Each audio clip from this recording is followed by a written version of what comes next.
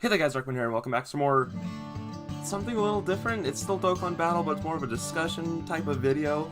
Basically in this one I wanted to talk about the potential EZAs, because I enjoy thinking about it, so I was and I enjoy talking about it, so I was why not just make a video out of what I think it could potentially be in the future, you know?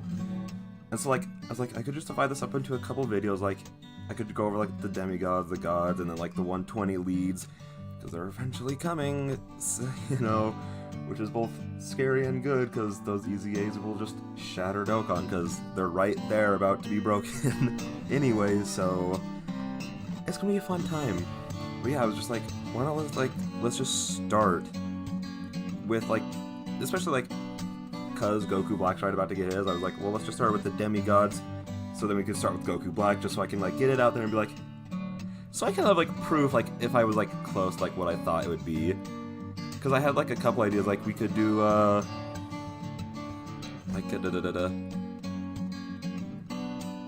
thought we could just do let's just see how close I get it to actually being it. So basically I broke this down into I'll just go over the original unit, and then I'll go over what I think their passive will what I want for their passive when they do come out, and what I expect their passive to be, because what I want is a little bit different than what I'd expect them to get, if that makes any sense.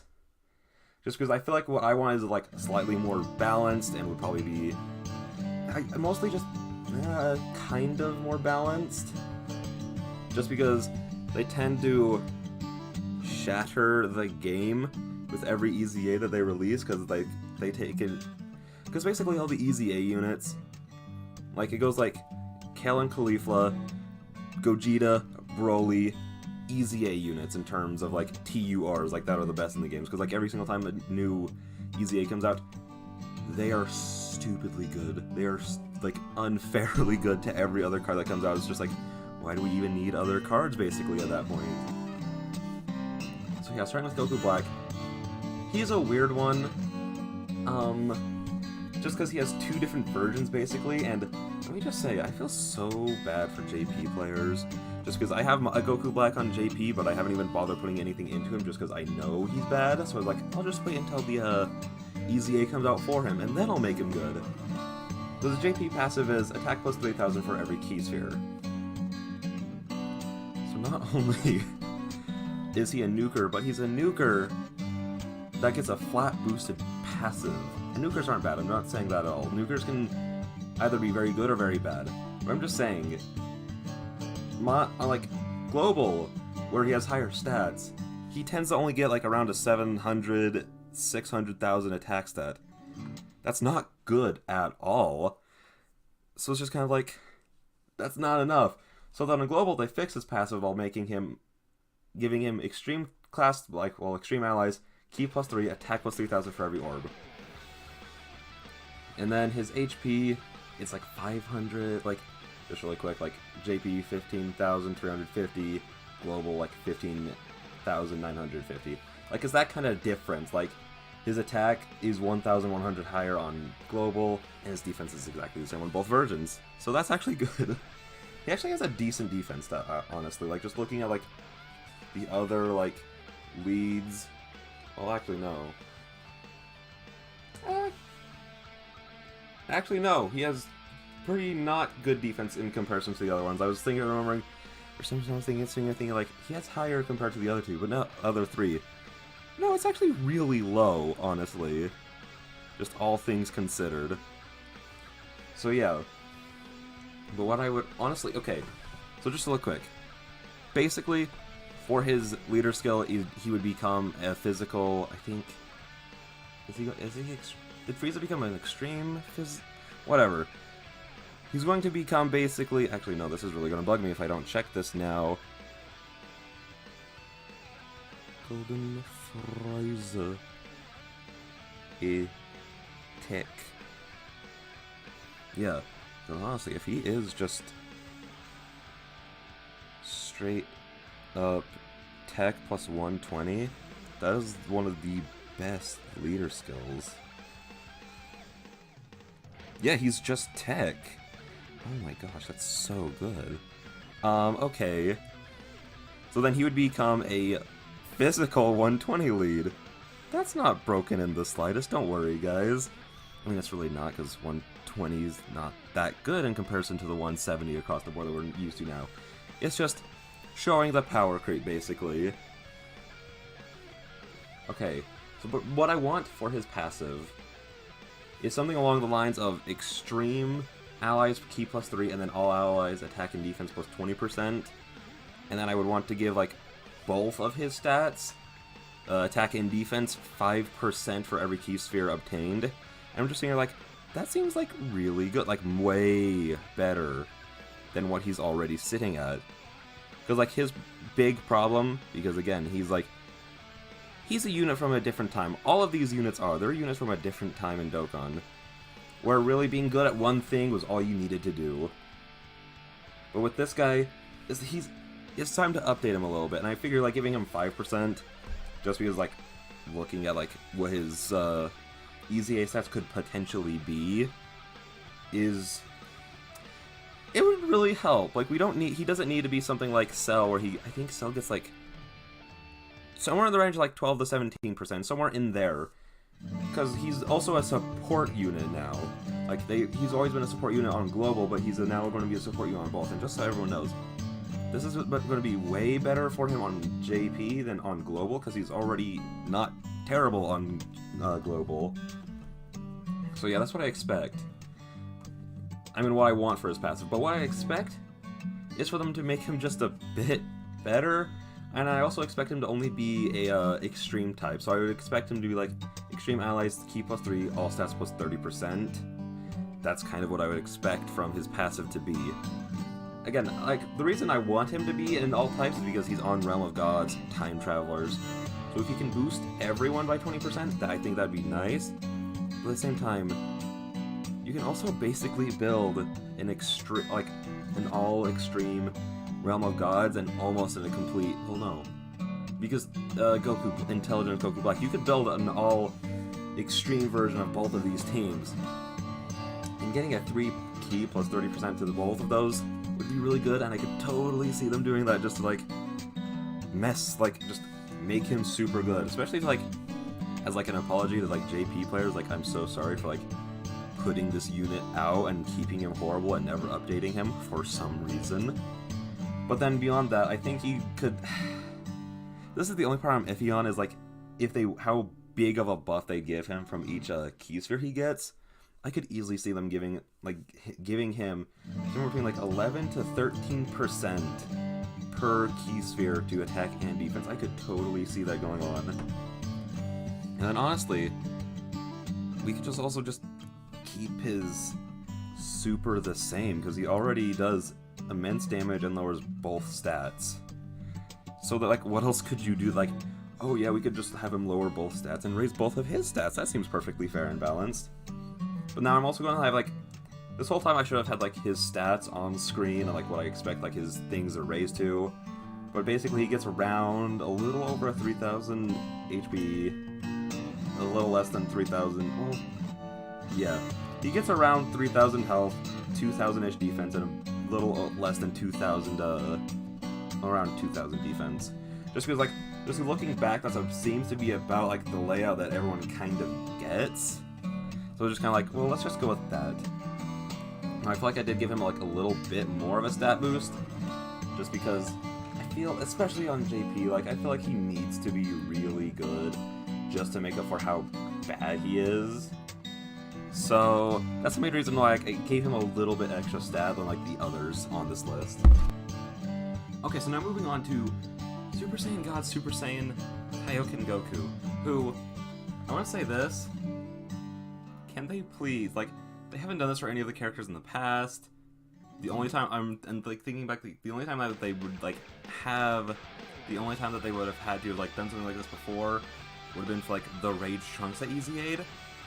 But can we, like, either with, like, the EZAs or, like, some update, can we get, like, a bunch of characters renamed? Like, I want to make a video about, like, this specifically, but we just need some characters renamed.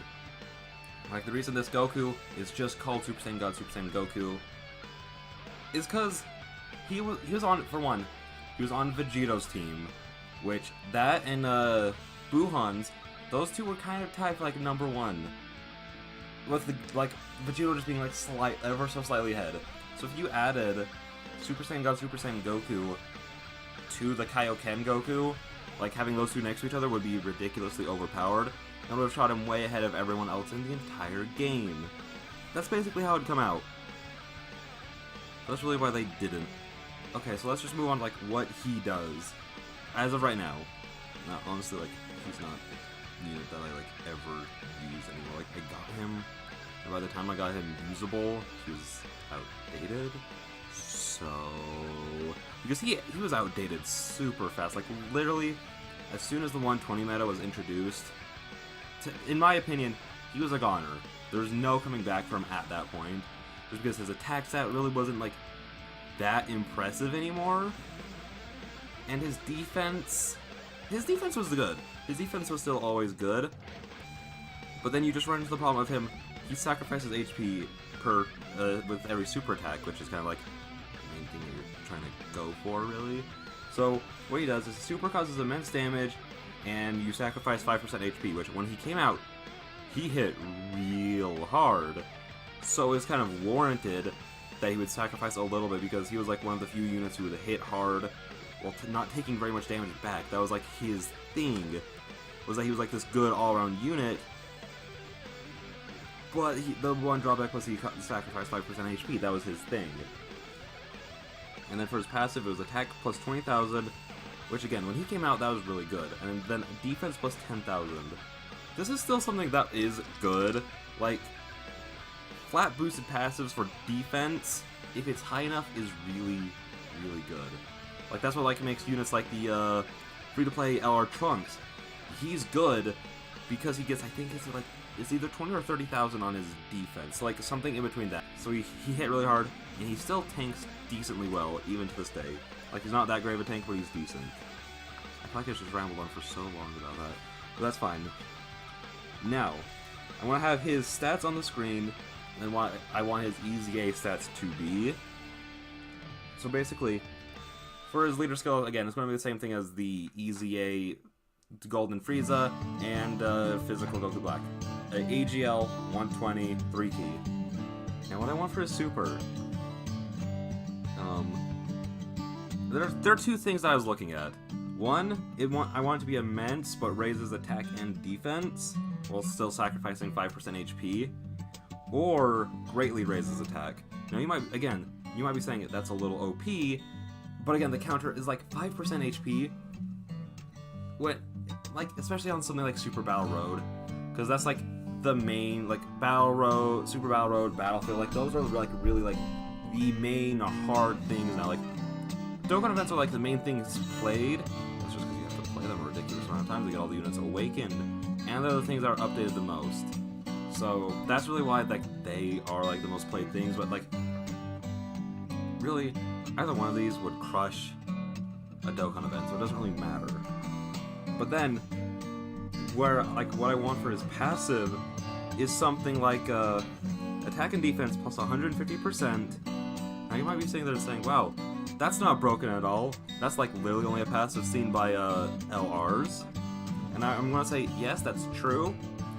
But so he gets the attack and defense plus at 150% at the start of each turn, and then every turn he's on rotation, he loses 10% up to 50%. So basically, like, I should clarify, like, I mean, like, his first rotation will be 150%. Second time he's on, 140, third time, 130. Like, he just keeps going down, while still sacrificing 5% HP per super attack, obviously. Like, that doesn't change. Like, really, that's, like, all. Like, he'll still tank great. He'll still, like, hit super hard. It's just that he's continuously getting weaker. Now, I would be, like, a little flexible about, like, what, like, his super attack buff is, because now looking at, like, I kind of didn't, like, think about, like, how that kind of, like, canceled each other out. I do think, like, I'd say, like, his super attack just raises attack. Just raise attack, actually. Like, let's just scratch that off, like, right now from what I said. His super attack just raises attack. Not attack and defense, not attack greatly, just attack. I think that's good. But honestly, what I would expect for his passive to be would be something like attack 130% and then defense 100% for 10 turns from the start of the turn. I could kind of see them doing something like that.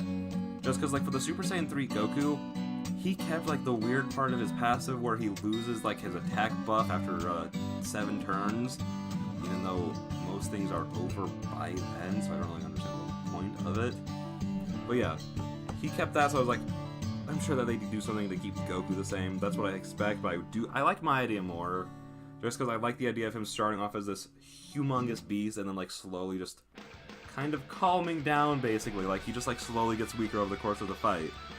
Kind of like how it was happening in the show, if I'm remembering that fight correctly. He's like, he came out with a Kaioken times 10 and then just slowed down until his body couldn't handle it anymore. That's kind of like what I'm expecting. That's kind of what I want. So now, moving on from him, we have STR Cell. What did they do to this guy? I can't even, like, just, it's so stupid what they did to my boy. Okay, let's just go over his super attack real quick. So his super attack, he has two. He has his mass damage to all enemies where he self-destructs, and then he has immense, which raises both of his stats. Oh, well, both supers raise both his stats. And then his passive, 100% at the start of turn. That's all that his passive is. I mean, I guess he does really well, he balances it out really well with his raises both stats per super attack. But at the same time, you have units like Gotenks came out before that. He was 120% upon super attacking, which is already like a higher buff anyways after it's all calculated out. Even if they were both at 100, Gotenks would still be hitting harder. But Gotenks is 20% more, and yes, he debuffs more than raising his own stats. I mean, still, attack only 100%. I always felt like he got shafted. I feel like he should have at least been 120% at the start of the turn. Either 120% at the start of the turn, or like 100% and like 30% defense, 20% defense, anything. But no, they just kind of made him like a meh kind of hitter. You know, he's just a meh hitter. Basically, all I would change is on his first one, the 11 key one, it's just supreme damage to all enemies. I think that would be perfectly fine. I'm pretty sure that's what the physical Super Saiyan Broly has. Not legendary Super Saiyan, but like the one from the movie. I'm pretty sure that's what he has. Correct me if I'm wrong, but I'm pretty sure that's what he got. Because I remember everyone being like, it's way better than mass damage or extreme damage, because mass damage is extreme damage to all, basically. But I'm just saying, they could just have it be supreme damage to all enemies. That would be perfectly fine. That would be really good. And then his 12 key and 10 key, just keep it the same. It's really good. Nothing at all about it needs to be changed. And then for his passive, I feel like I might have gone a little overboard with him. Basically, I gave him 135% attack at the start of turn. Defense plus 60%, and because he's a cell unit, I see them giving him like some type of restores health, because that's like. Okay, so now moving on to the Super Saiyan Blue Vegeta, or Super Saiyan God Super Saiyan Vegeta. His EZA has potential. A lot more. I think, like, out of, like, most people on this list, I think he has, like, the most that can be done with him, if that makes any sense. Kind of, in a way. It's hard to explain. I think he can be the most useful in areas like Super Battle Road, specifically the Extreme type, just because of what he does, because of how lacklustering poor it was on his initial release. I'm sure that they would do something to make it much better. Basically, what he does originally is causes immense damage and raises attack and defense. Well, raises attack for 3 turns. And his passive is attack plus 100%, extreme types down 20% to both stats. That's not that good. The attack buff, I mean, again, literally looking at him compared to Cell, which we just looked at, they have the same passive except Vegeta debuffs the enemy by 20% into both stats. Plus Vegeta does raise his attack.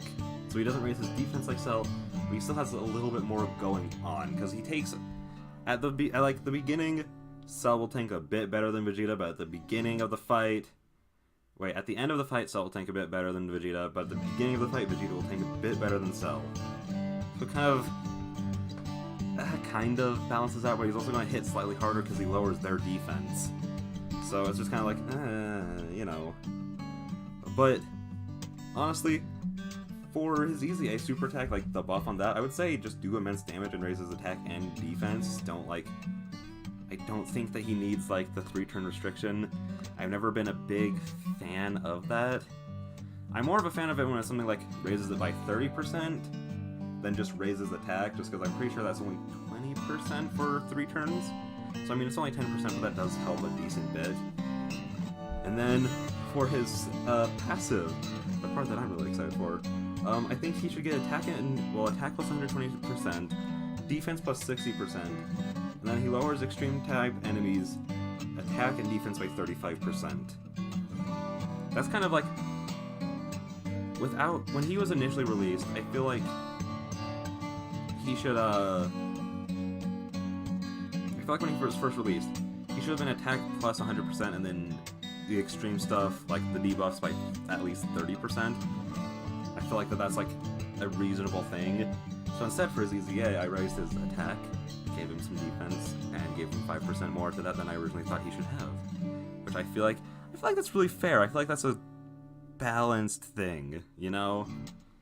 I'm actually really excited for that, because just taking it, the idea of taking him into the Super Battle Road, the Super Battle Road, that's really good. That's such a huge, that'll just help everyone on that thing tank better, just because the Super and Extreme ones are the hardest by far. So it's just kind of that's just super good. It'd be so useful. I mean, it'll have a little bit of a harder time being useful in Dokkan events, where a lot of those bosses like to either make it where you can't lower either one of those or both of those. But at the same time, in cases where you can, that's going to help so freaking much. And then yeah, that's really the end of the DemiGods. I do like myself the most. I really do. I hope out of any of them, I hope that that's about what he gets. I think that would be great. I think everyone could be happy with that. But yeah, that's going to be the end of this video. I will see you guys in the next one. Bye-bye.